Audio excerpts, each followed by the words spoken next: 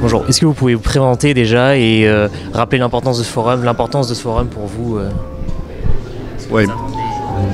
Bon, c'est un honneur, encore une fois, de participer au Forum de réalité. Le Forum de réalité, c'était l'un des ingrédients de ce dialogue tuniso-européen qui est fondamental pour le progrès du pays.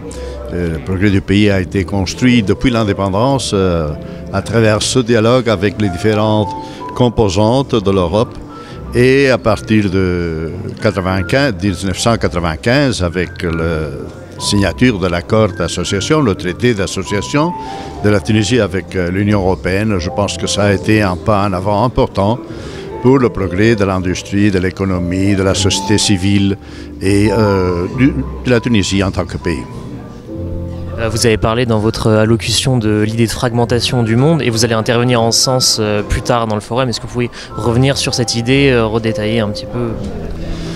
Bon, malheureusement, le monde est devenu beaucoup plus compliqué qu'en 1995, quand on a signé le traité d'association tuniso-européen. On voit qu'il y a des fragmentations géopolitiques, des confrontations. On est revenu au monde de confrontation entre grandes puissances. On a en fait une évolution qui n'est pas celle qui était prévue. On pensait que la croissance économique, le développement économique menait à des transitions démocratiques. Ce n'a pas été le cas.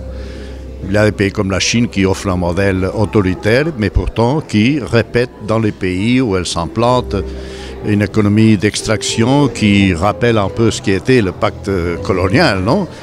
L'extraction de matières premières, produits agricoles ou énergétiques en échange de produits industriels produits en Chine. Alors, bon, c'est un modèle qui, en plus de ne pas respecter dans les principes généraux de multilatéralisme et du droit international et de l'évolution vers la démocratie, ne correspond pas à ce que les pays ont besoin. Et justement, l'accord entre l'Union européenne et la Tunisie pourrait être un moyen de se prémunir de cette question de fragmentation du monde. Oui, je pense qu'il est évident que la relation fondamentale de la Tunisie avec l'extérieur, c'est avec l'Union européenne. Non? Il y a, comme on vient de le rappeler, 70% des échanges avec l'extérieur, c'est avec l'Union européenne.